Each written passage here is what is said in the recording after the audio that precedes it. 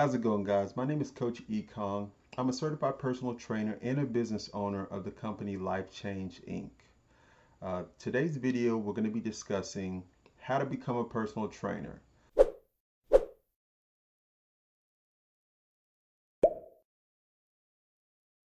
Now, on my channel, we basically discuss health, wellness, and life hacks that will, pretty much help you in your day-to-day. But this is a topic I think that a lot of people are interested in, especially if you're someone who is passionate about your own health and well-being. So today we're going to look at how I personally got into the industry, some of the things that I did, and the top questions that most people will ask me as it relates to personal training that may be helpful if, again, you're looking to get into this industry. Okay, so first things first, you need to obtain a high school diploma or its equivalent. Next, you're going to need a program accredited by the NCCA. I personally, you can see the degrees in the back, I personally chose ISSA for myself, but there are programs like ACE or NASM, NASM, that are also very good programs that you can choose for your certification. Next, at some point, you're going to have to study for your exam. Me personally, I would say that this is probably the most important thing because as a personal trainer, you're probably going to have to invest anywhere between 500 to, up to $2,000 for your certification as it relates to your study guide and information. So either if you're doing self-study or if you have a program where it's online, you just really want to make sure that you're really prepared because 9 times out of 10, after you make the payment, most programs will, discount you if you have to retest, but everyone's different. So you just want to do your best to not have to retake it. Now, once you pass your certification at that point, then you're pretty much good for 2 years in most cases. Keep in mind, as a personal trainer, you're going to have to recertify. So you have to have continuing education, is what they call it. So with continuing education, just make sure that you are looking at ways to either increase, like I would do. I'm pointing back to the certification I have on the wall. What I would do is I would go back and I would try to learn a new skill or get a new certification in a different area within the health realm. What I wanted to do is make sure I was versatile and I stood out from other trainers with different certifications that other trainers weren't necessarily getting. So you want to just think about what other certifications you want to do. When you're continuing education, you can just actually update the same personal training certification, or you can look to branch out to other certifications. It's really up to you.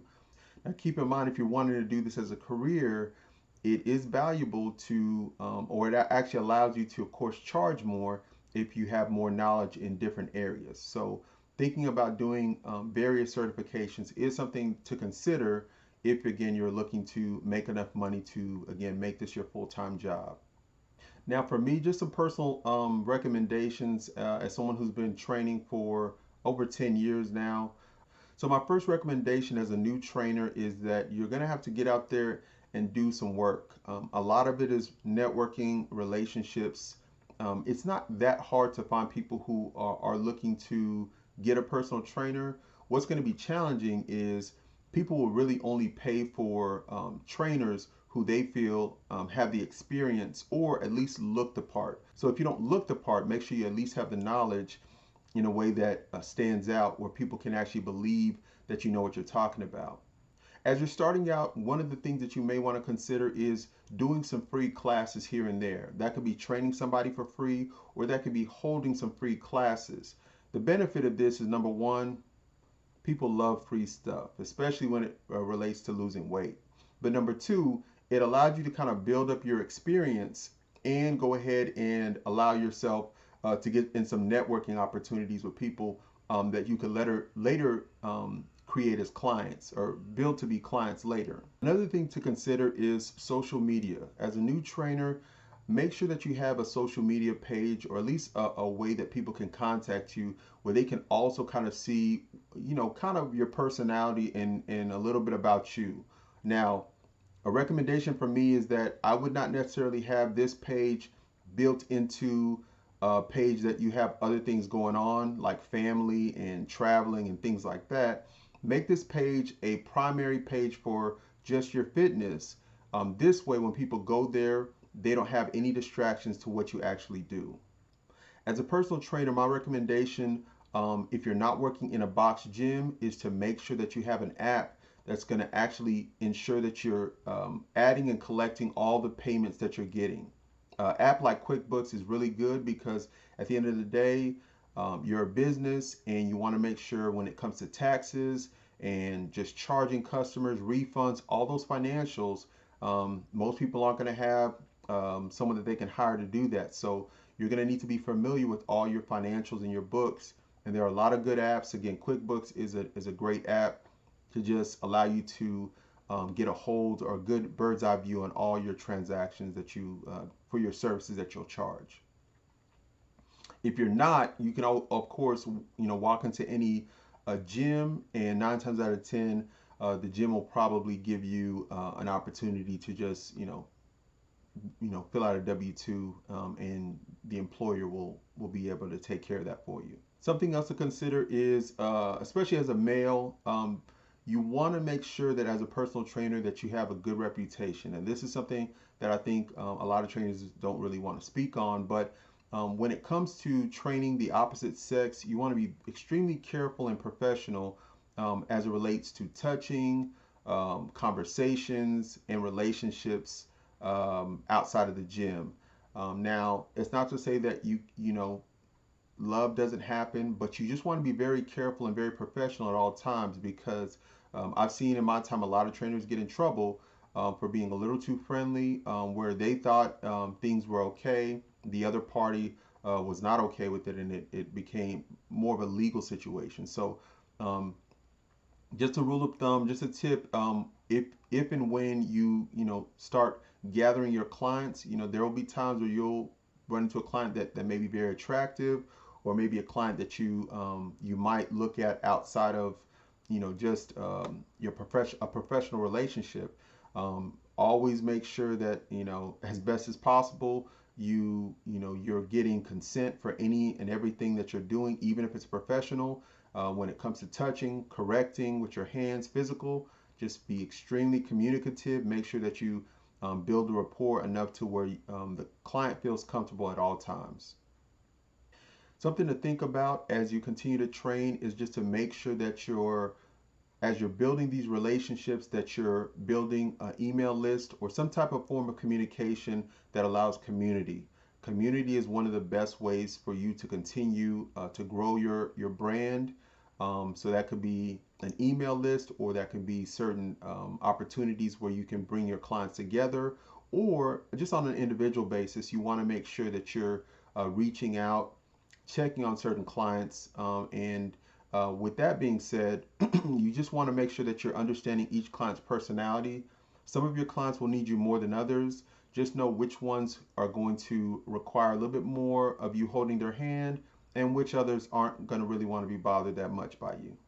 You want to keep the jargon limited when it comes to explaining things to your clients. Just keep things very simple. A lot of times they're looking at you as the expert, so they don't really need you to explain, in big detail, muscle groups that they're looking at as just something that you're telling them they need to work out. So just keep it simple. Make sure you're relatable, and don't try to talk down to people. And that'll be a real big benefit and value to your clients. So I wanted to use this time to answer the top 10 questions I get as it relates to personal training. These are questions that your client may ask you, so you want to have an answer ready. Okay, so number one, what is the benefit of hiring a personal trainer? So a personal trainer can help you achieve your fitness goals, create a personalized workout plan. Personal trainers provide motivation and accountability, and personal trainers ensure that you use proper form and technique during your workouts. Number two, how often should someone work out with a personal trainer?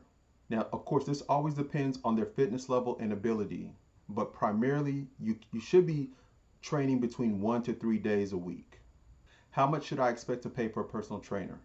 Prices vary depending on location and the experience of the trainer, but for most trainers, payments will primarily fall between $50 and $100. What type of certification should I look for when looking at a personal trainer? Primarily, you want to look for a personal trainer with a certification from a reputable organization. Some of them can be ISSA, ACE, and NASM. How can I maximize my results while working with a personal trainer? Primarily, you want to be consistent with your diet. You want to make sure you're following the guides and recommendations of your trainer. And overall, just being consistent. Can personal trainers help with injury rehabilitation?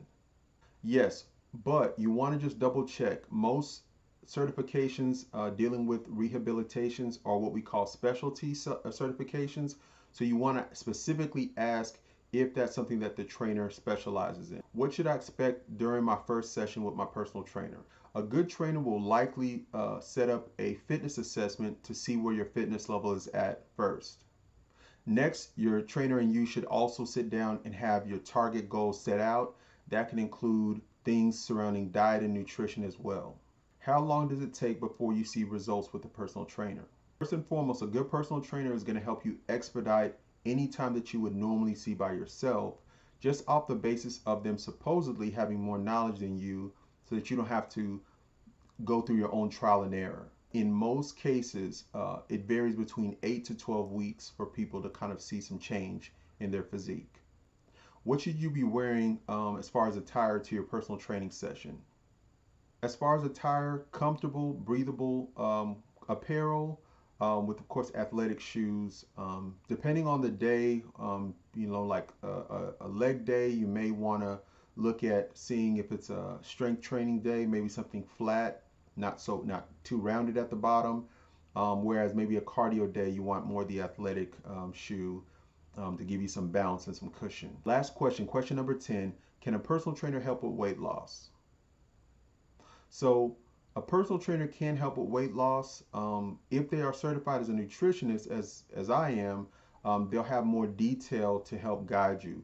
But for most personal trainers, we are supposed to have a good knowledge about caloric intake, basically calories versus calories in versus calories out, particular opportunities for how much you should eat depending on your like your weight and your height, things of that nature. So we should definitely be capable of guiding you, but someone like a nutritionist will be able to give you more details based on how many calories you need to eat from which foods, and what, depending on your body type, what's going to make the most sense to help you reach your goals.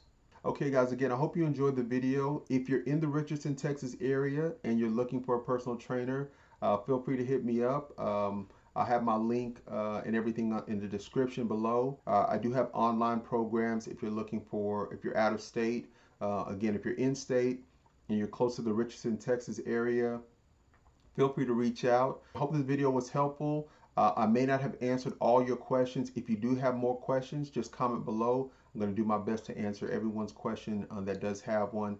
But as always, this is Life Changing. That's what we do. Change lives. Yeah, have a good one.